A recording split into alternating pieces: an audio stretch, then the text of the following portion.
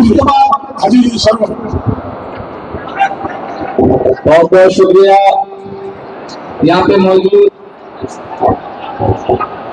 दूर दराज के करीब मेरी पर्दानशी माओ बहनों और मेरे सामने में नौजवान साथियों, दोस्तों, बुजुर्गों, सबको अस्सलाम वालेकुम रहमतुल्लाहि व बरकातहू। मैं ज्यादा वक्त नहीं लूंगा क्योंकि सर का प्रोग्राम और भी है और उनको यहाँ से जाना भी। आज 6 प्रोग्राम है क्योंकि आज 5 बजे के बाद ये आप सबों से मेरी गुजारिश है कि आप लोग सब कोई अभी जो माहौल चल रहा है इलेक्शन का, दौरान इलेक्शन, कल यही पास में एक प्रोग्राम हुआ था आपके यहाँ सुंदरवाड़ी कॉलेज में, जिसके लिए हम लोगों ने पहले अर्जी डाली थी, लेकिन यहाँ की कमेटियों ने, जो यहाँ के दलाल लोग हैं, उन्होंने कहा कि अब यहाँ पे कोई सभा नहीं होगा, तो हमारे सभा को वो लोग कैंसिल कराना चाह रहे थे। लेकिन मैं शुक्रिया अदा करता हूँ इस जमीन मालिक का कि चल वो वही मौजूद था और मेरे से कहा कि सरवर साहब आप मायूस मत होइए, आपके लिए हम अपनी धान को काट करके आपको जगह देंगे और अपने नेता वरिष्ठ असदुद्दीन अवैसी साहब का प्रोग्राम कराएंगे। और आप लोगों ने देखा कि कल वहाँ पे वो लोग हेलीकॉप्टर उतारा और प्रोग्राम किया।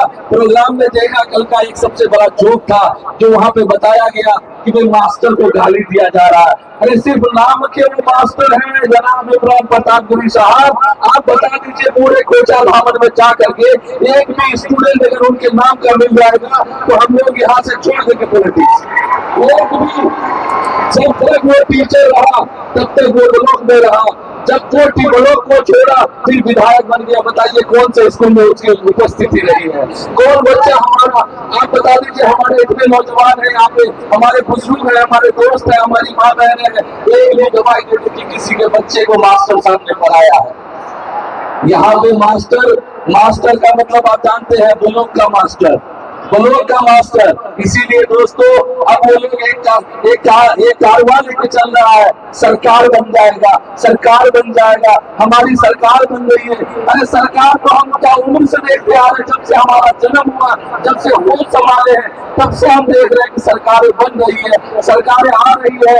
आपको याद होगा कि मौलाना असलामुल हक कासमी साहब मरहूम जब एक बार वही सरकार में कांग्रेस के MP थे और जब वोट बिल पे बात आई थी, 3 तलाक पे बात आई थी, वो बोलना चाह रहे थे लेकिन उनके सरकार के लोगों ने, उनके पार्टी के लोगों ने बोलने नहीं दिया। दोस्तों तो ऐसी पार्टी से हमें उम्मीद क्या है, ऐसी सरकारों से हमें क्या उम्मीद है? हम जानते हैं कि हमारी पार्टी की आदत को खरी करती है, हमें पता है कि हमारे ऊपर कोई फाउंडेशन नहीं होता। जब हमारे पार्लियामेंट में जनाब असदुद्दीन अवैसी साहब बोलते हैं तो टोटल का टोटल सांसद उठ करके खड़ा होकर के देखने का काम करता है। सिर्फ मजाल नहीं है किसी को कि कोई उनको टोक दे। उसी तरह से जब बिहार असेंबली में हमारे अख्तरुल इमान साहब सदर बिहार जब बोलते हैं तो उनमें कोई पाबंदी नहीं होती, उनमें कोई पार्टी का प्रेशर नहीं होता, वो जो भी करते हैं मास लेवल की बात करते हैं। अगर वो जब RJD में भी थे, सूर्य नमस्कार को किसी ने अगर रोकने का काम किया था बिहार में आने से, तो वो हमारे अख्तरुल इमान साहब थे।